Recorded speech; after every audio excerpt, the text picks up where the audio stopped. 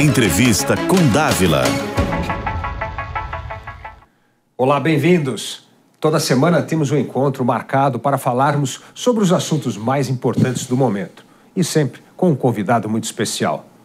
Vivemos num mundo turbulento, no qual somos obrigados a lidar com revoluções tecnológicas, desafios climáticos, guerras, crises financeiras e governos populistas.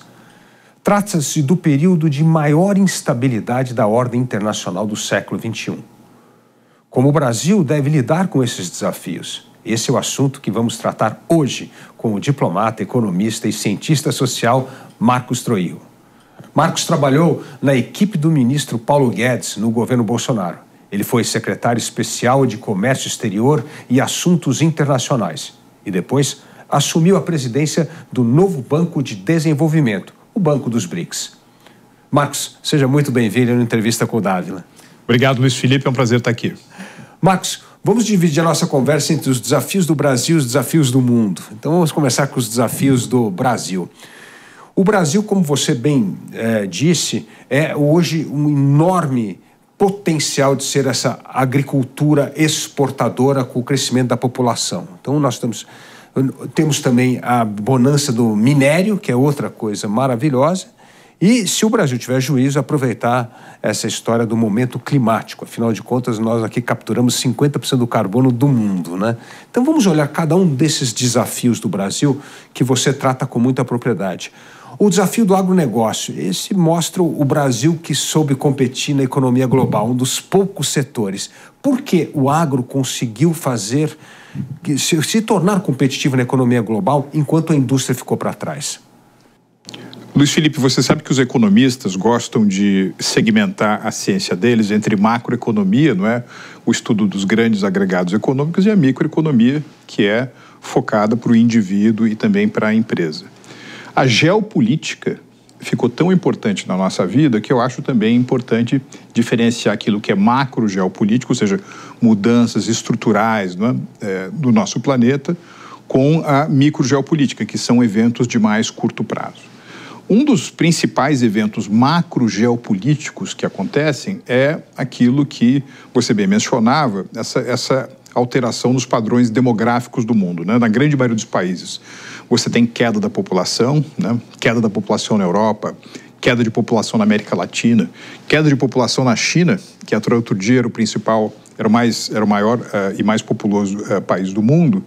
Só que nos próximos 25 anos você vai ter um fenômeno de o crescimento populacional em 9 países acrescentar no limite 2 bilhões a mais de população no planeta, um planeta que já tem 8 bilhões de pessoas, né? E essas pessoas vão comer. Veja, onde você terá crescimento populacional é na Índia, que ultrapassou a China como o país mais populoso do mundo, a Indonésia, que está se avizinhando de 300 milhões de pessoas, o Paquistão, que já ultrapassou o Brasil também em termos de população. Você terá algum crescimento populacional nos Estados Unidos e você terá crescimento populacional nos países da África, em 5 países da África subsaariana, todos de grande população. Quando você cruza essa tendência, Luiz Felipe, com a pergunta de onde virá o crescimento da economia global, me parece que é claro que os grandes países emergentes, né, a China, a Índia, cada vez mais acrescentarão camadas extras na formação da demanda global. Há algumas semanas, por exemplo, o Programa das Nações Unidas para o Desenvolvimento estabeleceu qual seria o tamanho do mercado consumidor na China em 2030. 1,1 bilhão de pessoas. Na Índia, 800 milhões de pessoas. O PNUD define mercado consumidor como o indivíduo que gasta mais de 12 dólares por dia. Ora, quando você cruza essas duas tendências, aumento populacional nesses países, com maior contribuição desses grandes países emergentes à formação da demanda global, vem a pergunta de onde virá o alimento do mundo. E isso cria uma oportunidade extraordinária para o agro brasileiro. Veja, se você pegar cerca de 20, 22 anos atrás, quando a China crescia 10% ao ano, a China era um país que tinha um PIB nominal do tamanho do PIB da Itália hoje, 2 trilhões de dólares. Qual era o comércio entre o Brasil e a China? 1 bilhão de dólares por dia. Qual é o comércio Brasil-China hoje? 1 bilhão de dólares a cada 55 horas. Porque conforme cresce a economia chinesa, a partir de uma renda per capita muito baixa, as pessoas vão comendo mais, isso é uma revolução de caloria, uma revolução nutricional, e isso oferece uma extraordinária oportunidade para o agro brasileiro. Esse é o vento bom de fora para dentro. Qual que foi o motor interno do crescimento do agro no Brasil? Trabalho duro, pouca intervenção do Estado, pesquisa, desenvolvimento e inovação, feito na Embrapa, mas feito também numa série de outros institutos, que levaram a uma grande produtividade e o início, por exemplo, de cultivo, né, ou então de pecuária, em áreas que anteriormente, né, não estavam... a expansão da fronteira agrícola, exatamente, e com sustentabilidade. Veja bem, Luiz Felipe, você concorda, por exemplo, que muitos países europeus estão num declínio político e econômico relativo. Mas a União Europeia ainda é uma superpotência da produção de narrativas, né? Você tem muita crítica ao agro brasileiro, você tem muita crítica ao agro americano, você tem crítica ao agro de outros países do mundo. Um pouco disso, eu acho que tem razão, nós temos no Brasil uma lição de casa ambiental a fazer, mas muito disso é ecologista de shopping center, aquela inteligência que supostamente vai abraçar essas causas progressistas, aliadas a setores do campo nos países europeus que não são competitivos quando comparados com o Brasil. Então, claro, nós temos também que colocar adiante a nossa visão, né, de que o Brasil é um grande exportador de sustentabilidade. Então, esses fatores juntos, né? Ou seja, clima favorável, trabalho duro, pesquisa, desenvolvimento e inovação e um cenário, né, uma mudança, como você mencionou, da ordem internacional do ponto de vista econômico, que é muito turbinada pela ascensão de países de grande população e de baixa renda per capita, como é o caso de Índia e China, isso faz o cenário internacional muito favorável para o agro brasileiro. Agora, Marcos, você teve um papel importante nessa negociação do Tratado Mercosul-União Europeia. E é óbvio que esse protecionismo agrícola na comunidade europeia foi algo que criou certo empecilho para nós realmente ratificarmos esse acordo tão importante para o Brasil. Mas também mostra uma coisa, né? A população europeia que vive no campo, a gente está falando de 1,5%, e tem um lobby extraordinariamente forte. Sim. Que prejudica todos os europeus, porque a comida fica muito mais cara. Sim. Hoje, se esse tratado fosse votado no Parlamento Europeu, você acha que ele seria aprovado? Veja, Luiz Felipe, o acordo Mercosul-União Europeia começou a ser negociado no final dos anos 90. Nós estamos em 2024, ou seja, a negociação do acordo já é um jovem adulto, tá certo? Já tem mais de 25 anos. E o que nós conseguimos fazer em 2019, né, no final de junho de 2019, quando o acordo foi concluído, as negociações foram encerradas, foi aproveitar uma janela de oportunidade que do lado do Mercosul tinha um governo liberal. Você mencionava agora há pouco a condução da economia por parte do ministro Paulo Guedes. Eu tinha toda a carta branca e incentivo para avançar no desenho de acordos internacionais. Um governo liberal na Argentina, que era o governo do presidente Maurício Macri. A Argentina que tradicionalmente é muito protecionista, sobretudo no setor industrial. E no âmbito da União Europeia, você tinha um ciclo que estava se encerrando de alguns negociadores. Eles queriam também fechar o acordo mais ou menos de maneira coincidente com o término de mandato deles. E fora isso, eles estavam muito alarmados com a política comercial dos Estados Unidos naquela época, achando que os Estados Unidos iam partir para uma postura mais insular, mais protecionista. Então era fundamental também para os europeus abrirem, né, mão de algumas das suas prerrogativas para que a gente pudesse fazer o acordo avançar. E nós conseguimos fazer isso. Só que desde então a gente teve uma série de golpes de má sorte, né? Nós tivemos no segundo semestre de 2019 aquelas críticas ao meio ambiente no Brasil, gente enxergando girafa, pegando fogo no meio da floresta, aquela superficialidade muito ruim que machucou a imagem do Brasil junto à opinião pública.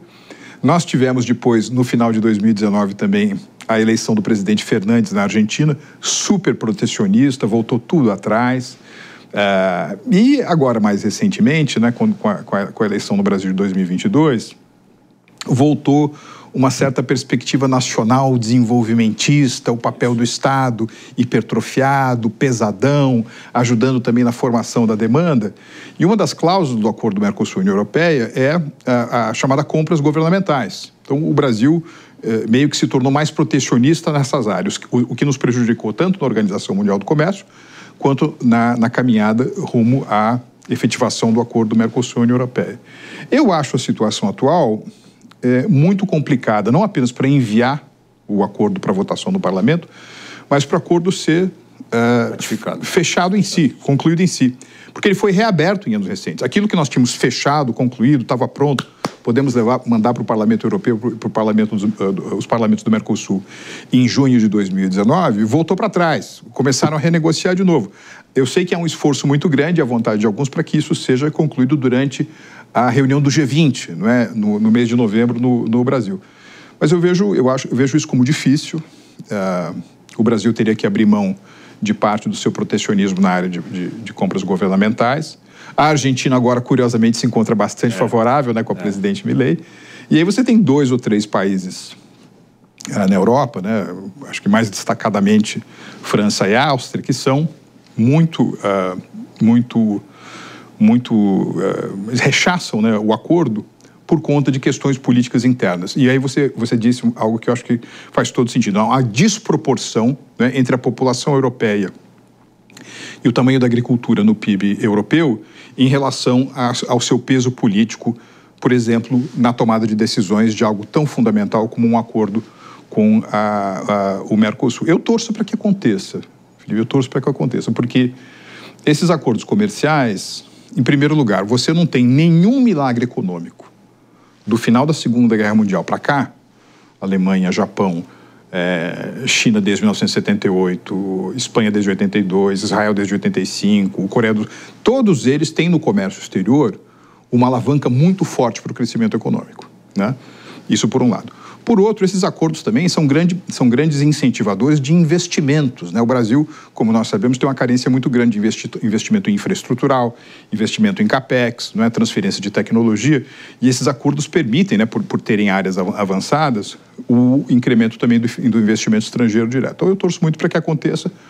Acho que a conjuntura não é tão favorável assim. Agora, a depender também do que acontece na eleição dos Estados Unidos em novembro, talvez a União Europeia possa ter uma posição um pouco mais aberta, que foi o caso, né, da conjuntura que nós experimentamos em 2019. Se tivesse essa veia mais protecionista, isso pode ajudar indiretamente a avançar o acordo. Sem dúvida. Agora, Marcos, você que estuda tanto as nações e por que elas se tornaram ricas, né, num certo sentido, uma coisa importante é que elas se abriram para o comércio internacional. Nenhuma nação ficou rica sem se tornar uma grande nação exportadora de PIB, vamos dizer. Sim, né? sim. E o investimento na educação. Foram 2 pilares fundamentais da Revolução, como você estava mencionando mesmo, da Coreia, Singapura, Malásia, todos esses países. E o Brasil continua rejeitando essa agenda da abertura econômica e de tratar a educação como um problema essencial para a retomada da produtividade e competitividade. Como você vê o Brasil aproveitar essas oportunidades, rechaçando esses 2 grandes pilares que, na verdade, transformaram essas nações, esses países emergentes, em nações ricas? Luiz Felipe, se nós conseguíssemos colocar o DNA, né, do desenvolvimento econômico, do crescimento econômico, num microscópio, né, ou melhor, se a gente conseguisse decodificar o DNA do crescimento econômico e do desenvolvimento, há 4 elementos muito importantes. Você tem o elemento do comércio exterior e da abertura internacional. Alguns chamam de inserção internacional, que eu também gosto. Ou seja, é quase como se você pudesse construir 2 colunas de países, né? E para não ir muito longe na história, vão ficar, digamos, sei lá, de 45 para cá. Você tem uma coluna que é Alemanha, Japão, China, Chile, Coreia do Sul, Espanha e outros, né? E você tem outra coluna de países que é União Soviética, Rússia, Turquia, Argentina, Brasil, países mais fechados do que abertos, né? Ou seja, mais voltados para si. O desempenho dessa segunda coluna é muito pior do que o desempenho da primeira. Então você tem esse elemento no DNA do desenvolvimento econômico, que é a abertura ao comércio exterior. Você tem um outro elemento, que é o elemento da educação. Agora é curioso que se só a educação, né, alijado de outros acessórios, ela também não é o suficiente. Veja o caso de Cuba, veja o caso da União Soviética, né, que tinha um orçamento dedicado à educação muito grande. Em determinadas áreas da ciência eles conseguiram realizações muito significativas, né? Mandaram uma cadelinha para o espaço sideral, lembra do cosmonauta, o Yuri Gagarin, só que não conseguiam fazer um fogão que esquentasse a comida ou uma bicicleta que rodasse, não é isso? Se você pensar, por exemplo, em alguns dos países que têm pesado investimento em pesquisa, desenvolvimento e inovação orientado ao mercado, você tem empresas que valem bilhões, trilhões de dólares. Isso não aconteceu na Rússia, não aconteceu em Cuba, não acontece na Coreia do Norte. Então, só a educação também não basta. Ela é fundamental, mas ela tem que estar associada a uma visão aberta do mundo, a um investimento pesado em pesquisa, desenvolvimento e inovação, né? Nós comentamos, né, um pouco fora do ar, de que recentemente o Banco Central mostrou um estudo de quanto os brasileiros estão desperdiçando por mês com bets, né? Os jogos de apostas online, jogos de azar online. O estudo de agosto mostrava que os brasileiros destinaram 20 bilhões de reais em 30 dias. Ora, 20 bilhões de reais em 30 dias são 240 bilhões de reais por ano. O Brasil investe um pouco mais de 1% do seu produto interno bruto em pesquisa, desenvolvimento e inovação. Como o nosso PIB nominal em real é de 11 trilhões de reais, isso significa que o Brasil gasta 110, 120 bilhões de reais por ano com pesquisa, desenvolvimento e inovação, que é a construção do futuro. Ou seja, a gente está gastando mais do que o dobro em bets do que em pesquisa, desenvolvimento e inovação. Isso é um absurdo, nós não vamos em lugar algum, né? Então, mais uma vez, tem esse tema de pesquisa, desenvolvimento e inovação e tem um tema muito caro, eu sei a você, que tem um longo trabalho sobre isso, inclusive a partir da Universidade de Harvard, que é o trabalho da economia institucional, o fortalecimento das instituições, o Banco Central independente, a clara divisão entre os poderes, não é? A boa governança das empresas de economia mista, né?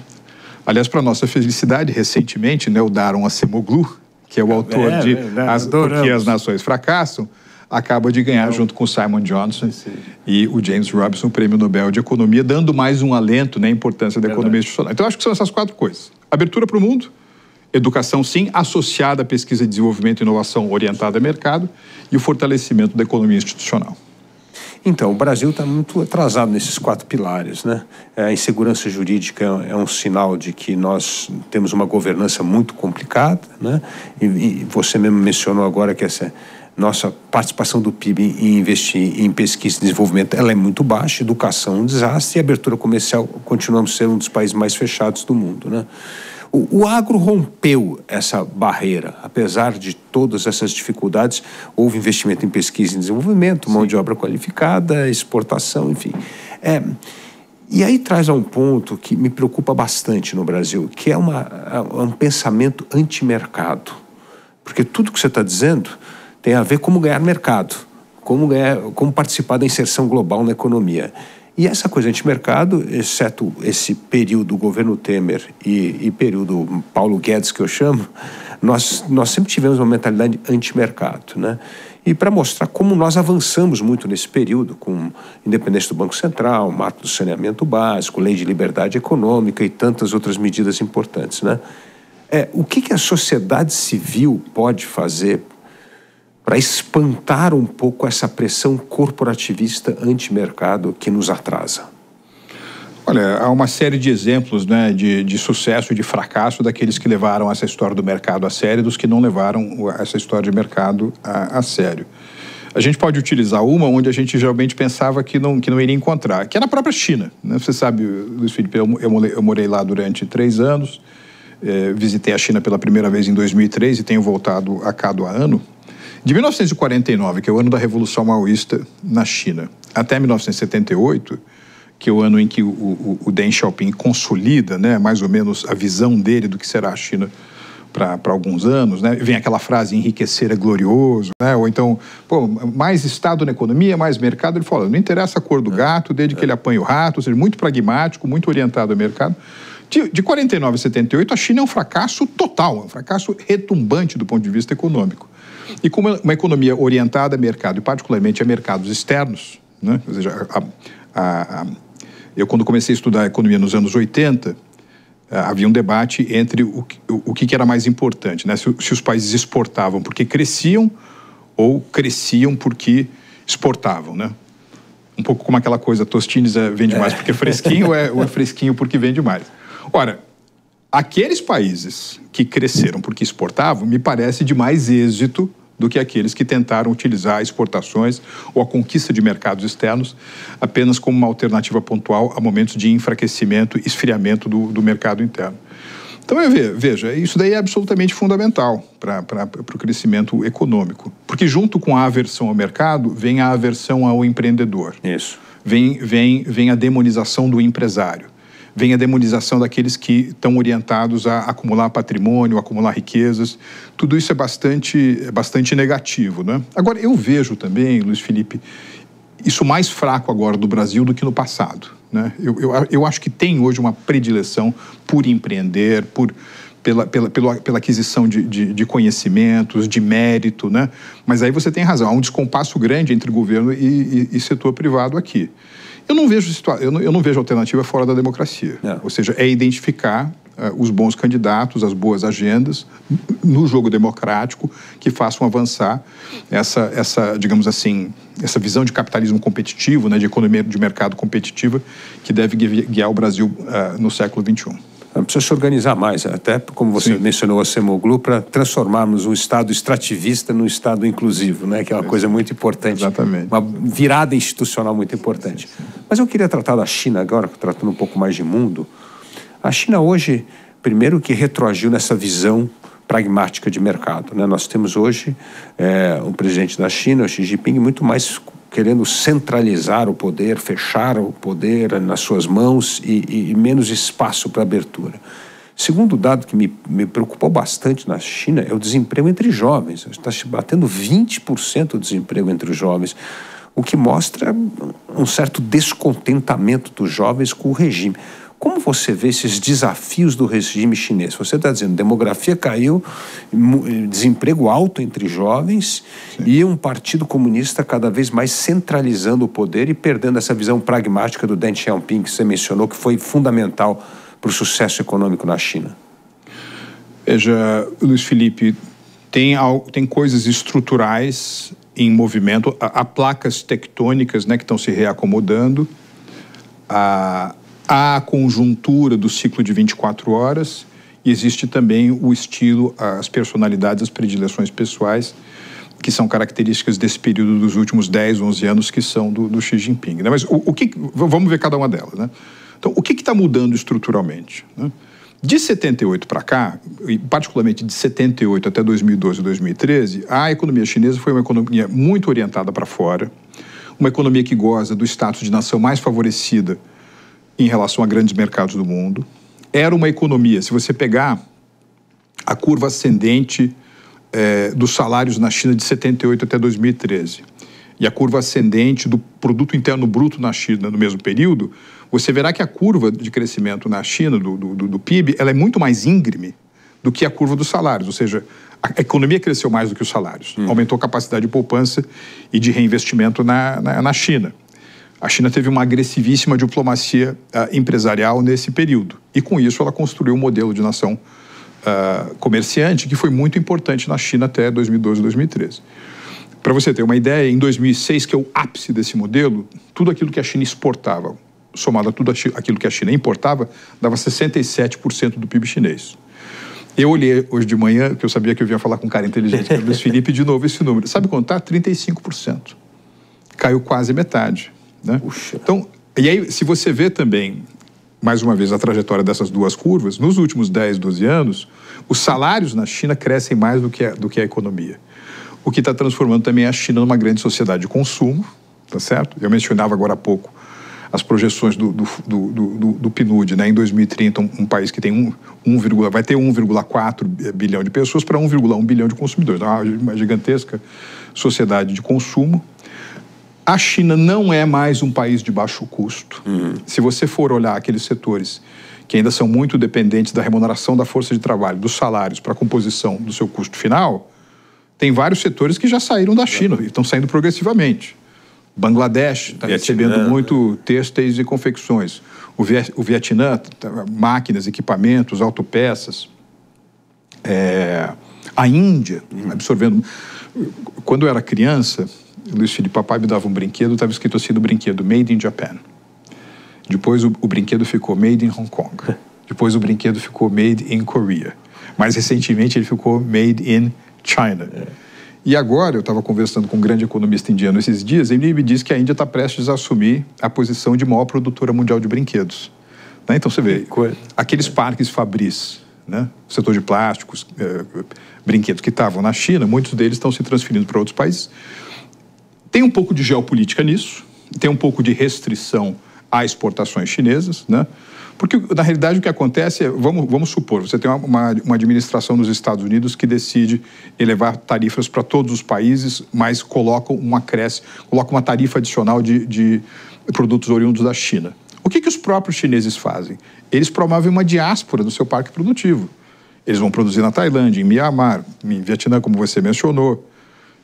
Exportam para desses países para os Estados Unidos e, portanto, acabam ficando com uma parte importante da lucratividade e economizam tarifas. Então, isso está acontecendo também, de modo que hoje, um dos fenômenos mais interessantes no mundo, e que pouca gente fala, é a desindustrialização da China, não é certo? E essa desindustrialização, por vezes, faz com que o setor manufatureiro da China não seja mais tão capaz de absorver essa mão de obra de gente que está na população economicamente ativa. Só que há também uma certa mudança geracional na China. Tem gente entre 20 e 26 anos de idade que se vê trabalhando numa empresa de tecnologia ou de robótica, né, ou de mobilidade de última geração, mas não se vê trabalhando, né, numa manufatura tradicional. Também tem esse jogo, a sociedade chinesa está mudando, e é um desafio muito grande. Aí você tem o terceiro elemento, que é o elemento da personalidade, e eu acho que o que o presidente chinês tem feito é utilizar a conjuntura internacional, que se tornou mais adversa para a China, a mais resistência contra a China. Eu estou impressionado, por exemplo, como nos Estados Unidos, na Índia, há um sentimento muito forte anti-China, mesmo na Europa, um sentimento anti-China muito forte. E que eu entendo que ele utilizou esse argumento para convencer os seus pares, né, a quebrar aquela regra um pouco construída desde o final dos anos 70, né, de você ter 2 mandatos e depois há uma sucessão de lideranças, para, mais uma vez, legitimar que em tempos extraordinários você precisa de medidas extraordinárias e, portanto, o Xi Jinping está ficando mais tempo e, sem dúvida alguma, com uma mão mais pesada na sociedade, mais pesada na economia. E aí um amigo nosso, professor de Harvard, o Graham Allison, né, que escreveu o famoso A Armadilha do Tucídides, né, que tinha muito a ver com isso, né, quando um poder emergente acaba desafiando uma potência estabelecida. Então, o poder emergente hoje é a China desafiando o poder estabelecido dos Estados Unidos, que, na verdade, é a grande potência desde o fim da Segunda Guerra Mundial, né? Então, isso também aumenta essa tensão e esse clima anti-China, que precisamos nos proteger da China, né? E principalmente a questão de Taiwan, né? Que é uma questão muito importante, delicada nesse momento. E esse livro é interessante, você se lembra muito bem, que ele estuda 16 países, né? 12 que acabaram de terminar em guerra e só 4 que não. Como é que você vê essa armadilha do Tucídides nesse sentido da China querendo o seu lugar proeminente nas relações internacionais? Para minha felicidade, eu tive com o Graham Allison no mês passado. Que bom.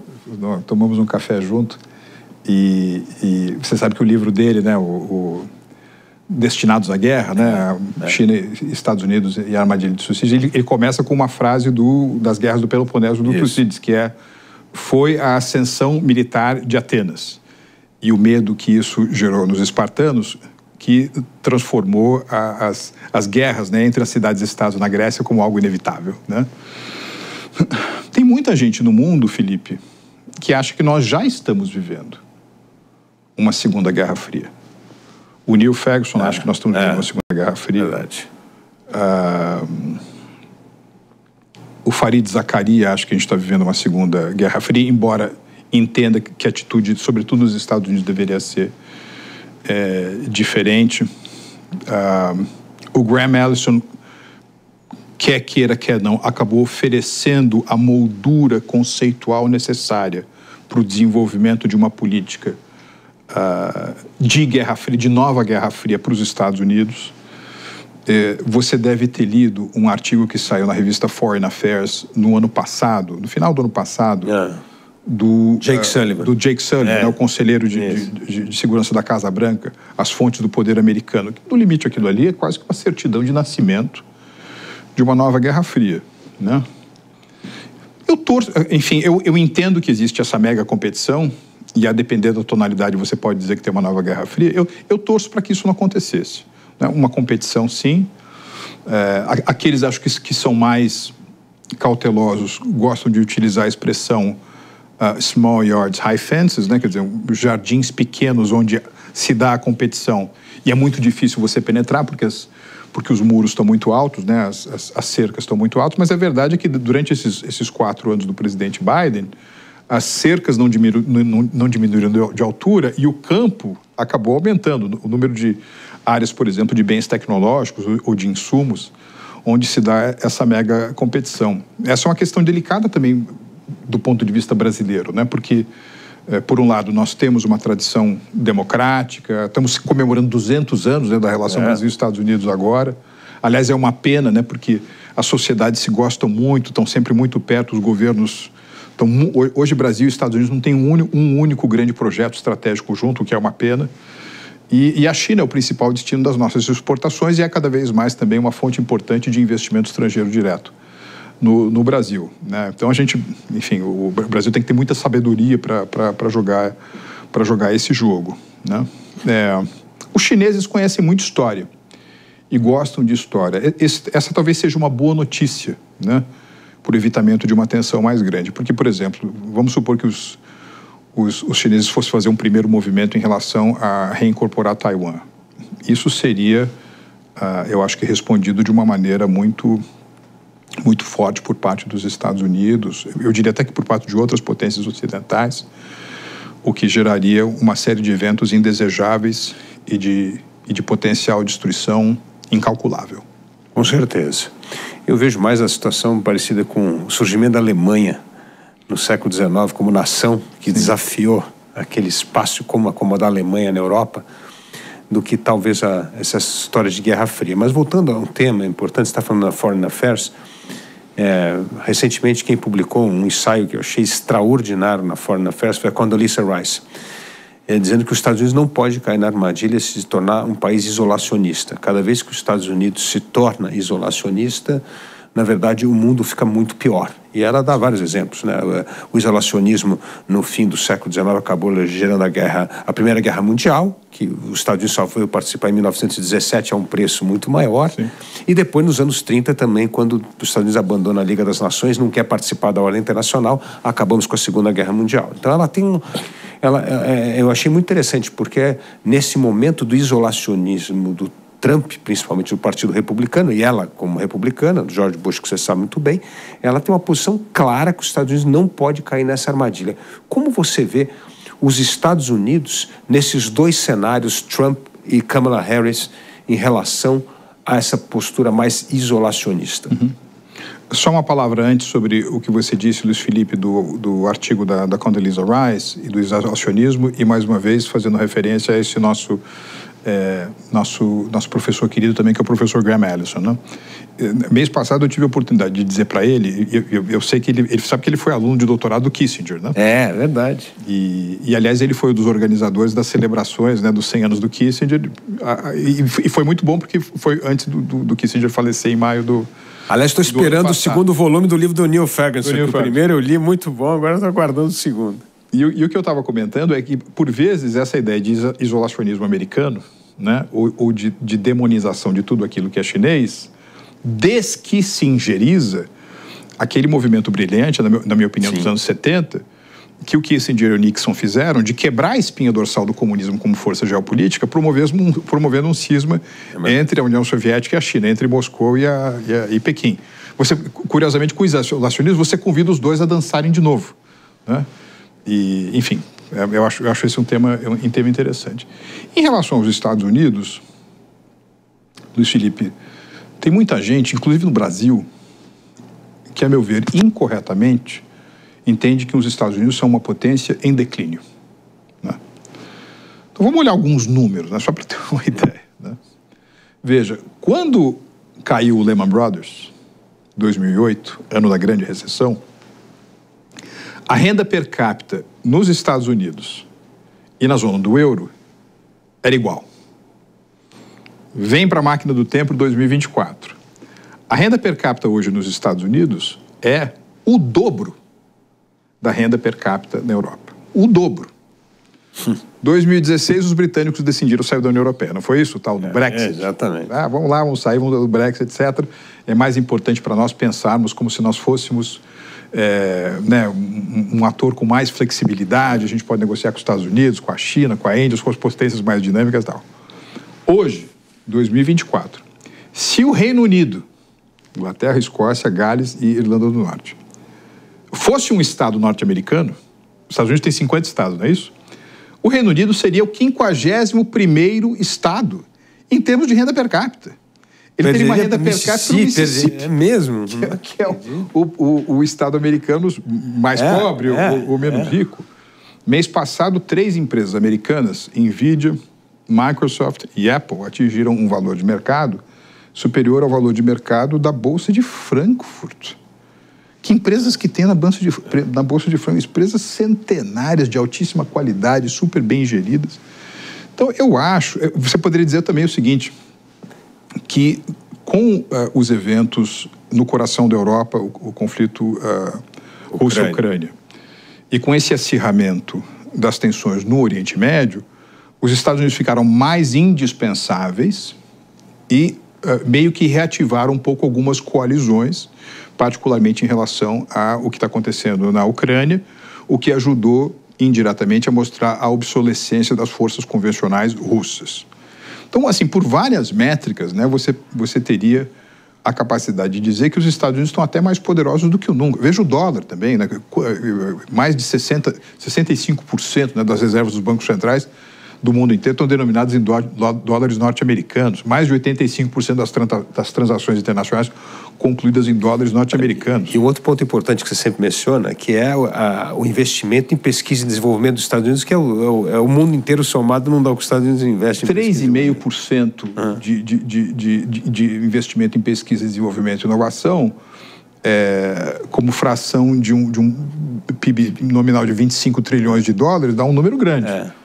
Dá um número grande. Então, e essa capacidade de reinvenção que eles têm. E é curioso, então, portanto, eles estão talvez mais poderosos do que nunca, mas estão menos influentes. Estão menos influentes no Oriente Médio, estão menos influentes na Europa, seguramente estão menos influentes no Sudeste Asiático. Fecharam muito os olhos para a América Latina, enfim, sobretudo do México para baixo, eles estão menos influentes aqui. E isso deu espaço a outras visões, o que, num certo sentido, pode ser até bom, né, se essas visões estão calcadas em democracia representativa, economia de mercado e Estado de Direito, mas às vezes não estão, né? Então eu vejo isso com preocupação, e vejo com preocupação também como o Brasil às vezes fica discutindo quem que deve ganhar, se é o republicano ou se é a democrata, e discute menos o que a gente precisa fazer caso a democrata ganhe ou caso o republicano ganhe. Com certeza. Porque vamos só um exemplo, Felipe, sobre esse assunto. Uma vitória da candidata Kamala Harris, em muitos aspectos, será um governo Biden 2.0. É uma continuação dessa agenda de muitos gastos governamentais. Aquele programa IRA, né, o tal do ato de redução de inflação, que é um eufemismo para o maior programa de política industrial. É verdade. Protecionista. Protecionista e que faz, na sua escala, o programa Guerra das Estrelas dos anos 80 do presidente Reagan parecer conversa de criança, né? Então você vai ter a continuação disso, que é muito inflacionário, né? Agora, se ganha o presidente Trump, ao contrário de 2016, acho que a impressão que todos têm é que ele achava que não ia ganhar e rapidamente teve que montar um escritório para fazer entrevistas na própria Trump Tower com gente para postos-chave, né? Bom, o que nós vamos fazer com isso aqui? Ao contrário do que foi 2016, hoje ele está com tudo pronto. Sabe quem vai ser o vice-assistente do diretor daquele departamento da rebimboca da parafuseta e qual que vai ser o plano de voo que ele tem que cumprir. Isso está tudo pronto. O Robert Lighthizer, que na primeira administração foi o sujeito das negociações comerciais, deve ser o secretário do Tesouro. O Mike Pompeo ou será secretário de Estado de novo, ou secretário da Defesa, ou vai ter essa função que é muito importante nos Estados Unidos de ser o National Security Advisor, né, no coração da Casa Branca, é um cara que abre a porta e entra no gabinete do presidente. Então você tem alguns postos chaves já aí mais ou menos esquadrinhados. E se o Trump ganhar, vem por aí o mais dramático processo de desregulamentação e corte de burocracia da história dos Estados Unidos, associado a um corte de impostos. Então, veja, voltando um pouco àquilo que a gente estava conversando anteriormente, Luiz Felipe, se há uma desindustrialização da China, se por razões estruturais ou geopolíticas os parques fabris na China estão se reposicionando em outros lugares do mundo, se você é uma empresa, por exemplo, sei lá, alemã, que estava lá posicionado na China, você vai ter que reposicionar porque tem muita tensão em relação à China, etc. A China ficou muito cara para produzir. Para onde você vai? Você vai para a Arábia Saudita, né, que está se reinventando, é uma espécie de um berço do renascimento no Oriente Médio, onde a carga tributária é 12%, 15% do PIB. Você vai para a Índia, tá certo? Com a sua classe gerencial de alta qualidade, mão de obra abundante, e onde a carga tributária como percentual do PIB é 18%.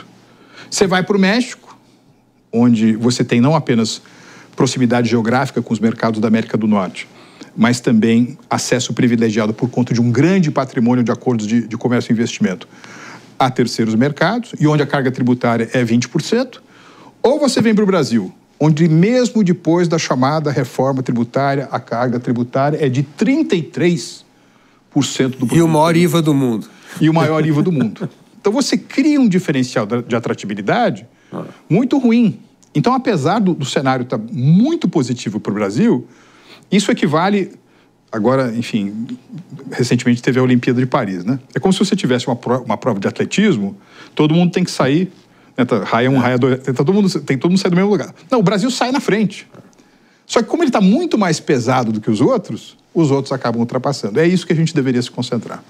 O principal aspecto... Sabe qual é a coisa mais importante da eleição dos Estados Unidos?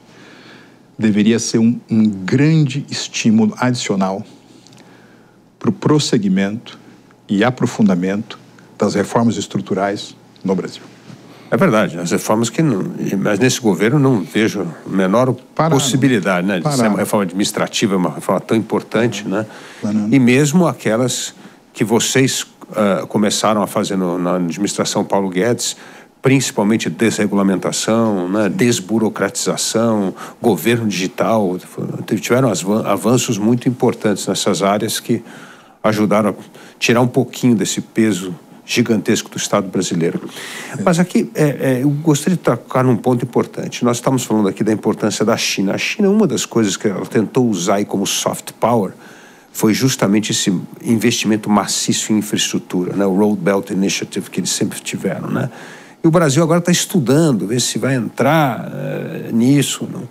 Por que os Estados Unidos não têm uma política similar para reatar a sua longa tradição com a América Latina, principalmente a América do Sul? Os Estados Unidos parece que nos abandonou num certo sentido assim, quase que não existe no mapa norte-americano a política na América Latina, exceto o México para baixo, com o Brasil, uma relação muito ruim.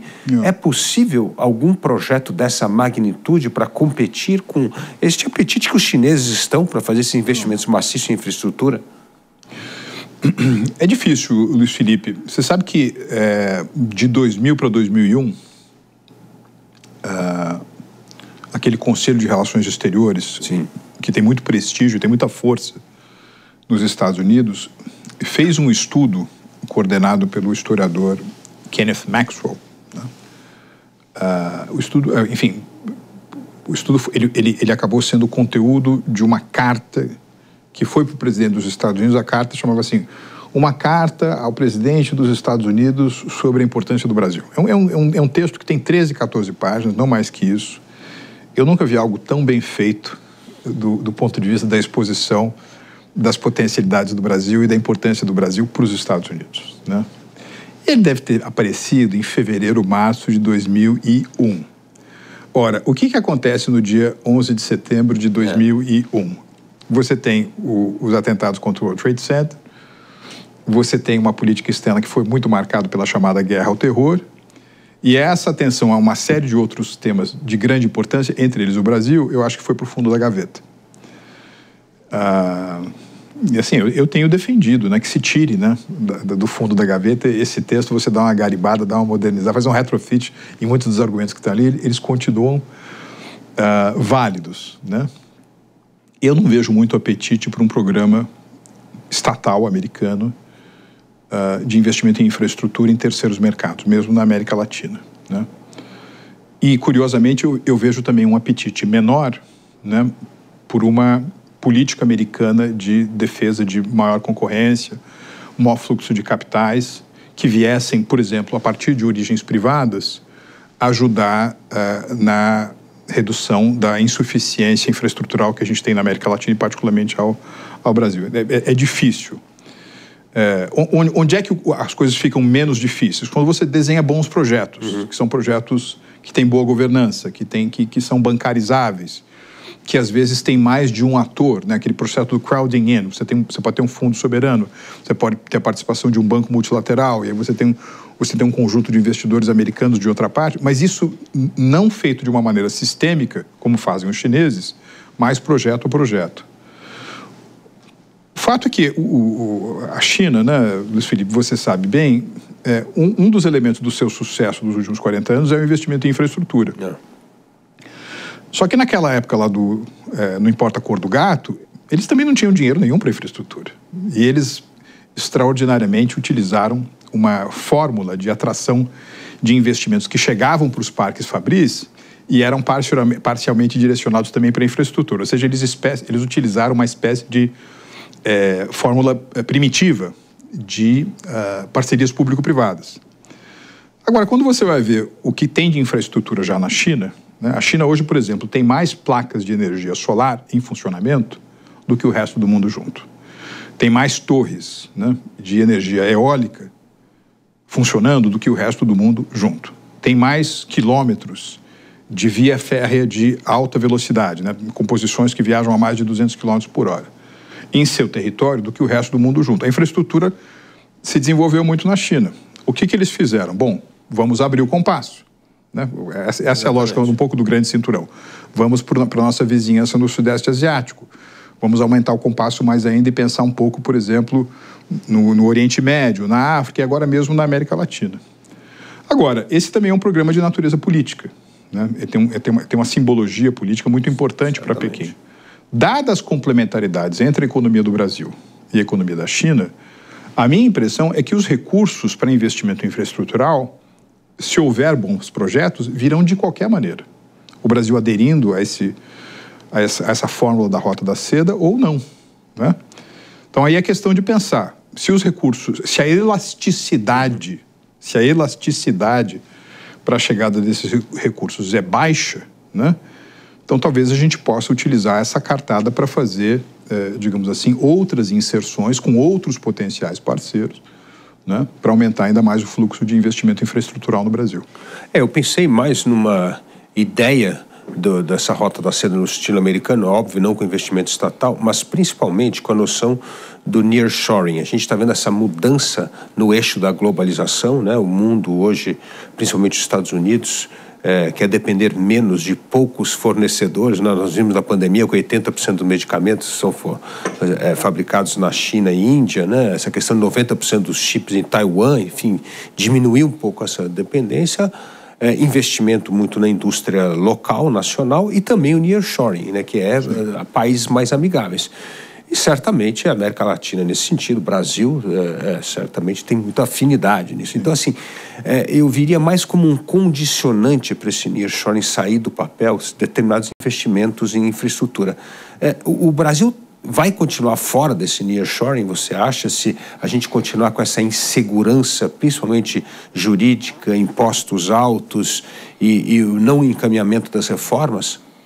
Acho que são 4 elementos aqui, que são... É que nem um jogo de futebol, né? Você tem que ter bom preparo físico, só que você tem que ter um bom plano tático, os jogadores precisam ter habilidade, né? Enfim, você tem que torcer para que no dia do jogo não chova, para todo mundo poder desempenhar suas funções, as suas habilidades à máxima potência.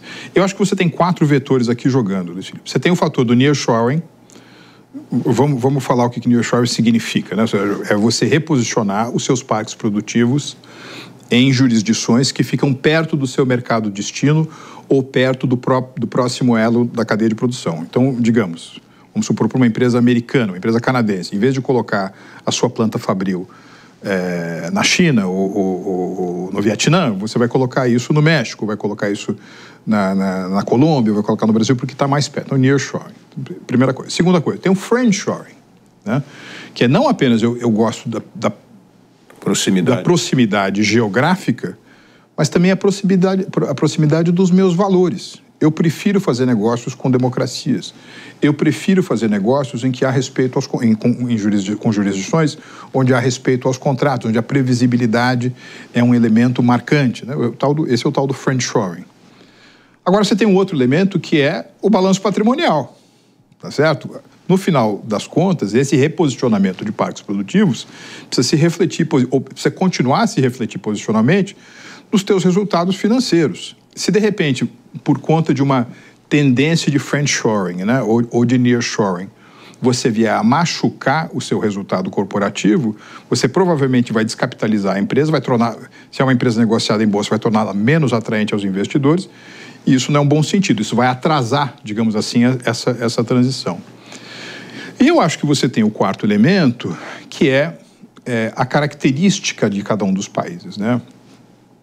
O Goldman Sachs, por exemplo, publicou ano passado um estudo chamado os países geopoliticamente, a ascensão dos países geopoliticamente pendulares, né?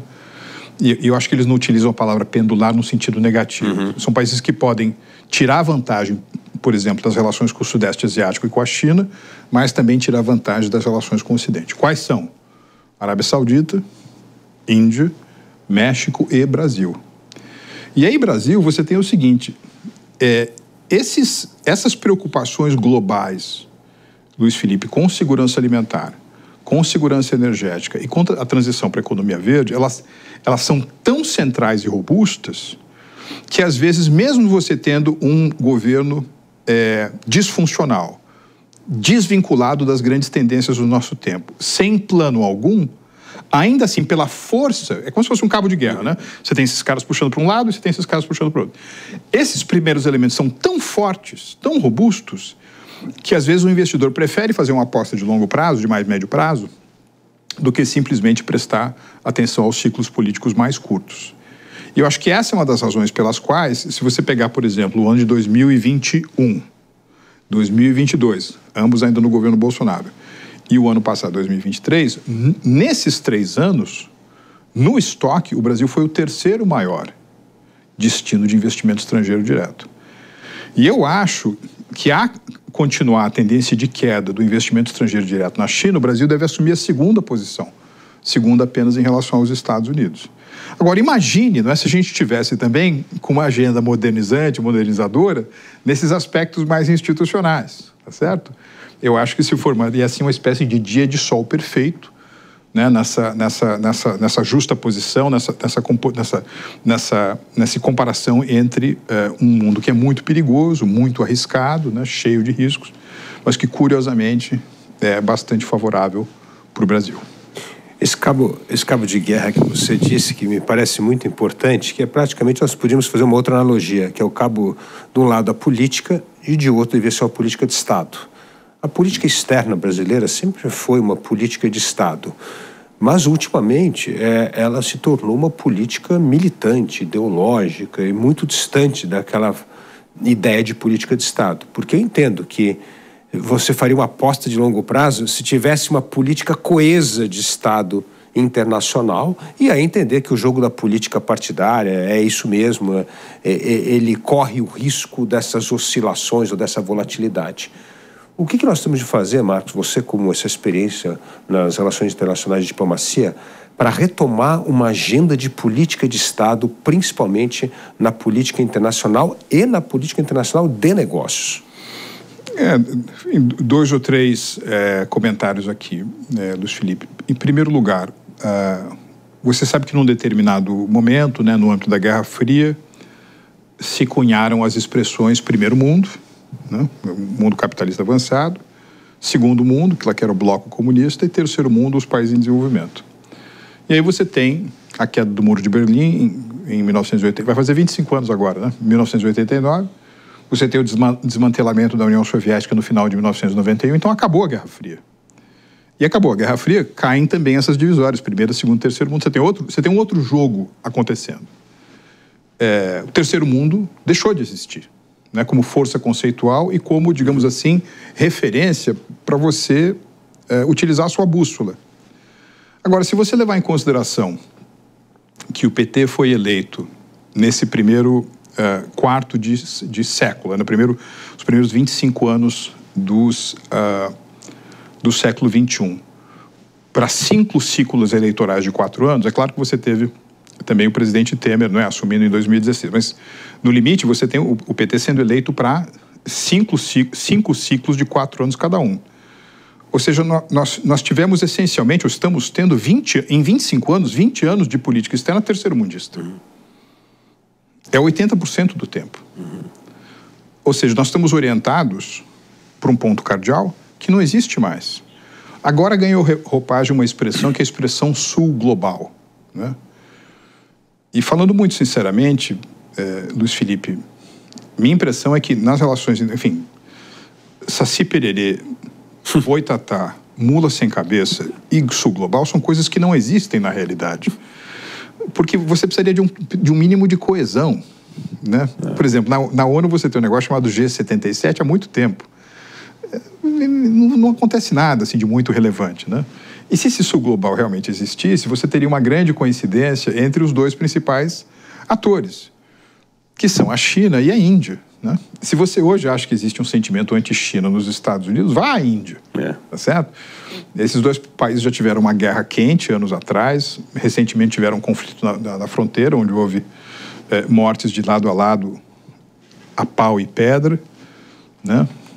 Uma grande desconfiança, né, por parte dos indianos em relação aos chineses. Hoje os indianos acham que o momento histórico está com eles, porque eles estão crescendo 7%, 8% ao ano, a renda per capita deles vai dobrar em 10 anos.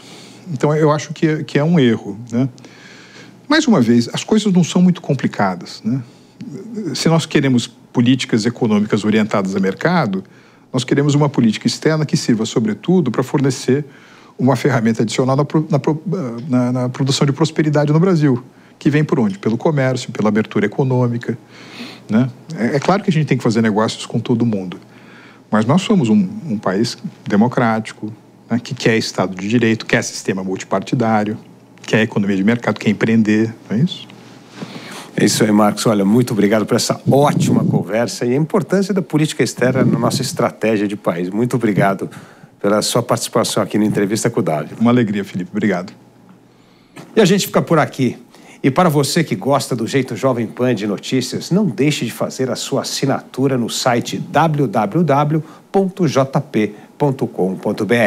Você vai ter acesso a conteúdos exclusivos, análises, comentários e acesso ilimitado ao Panflix, o aplicativo da Jovem Pan. Obrigado pela sua companhia e até o próximo Entrevista com Dávila.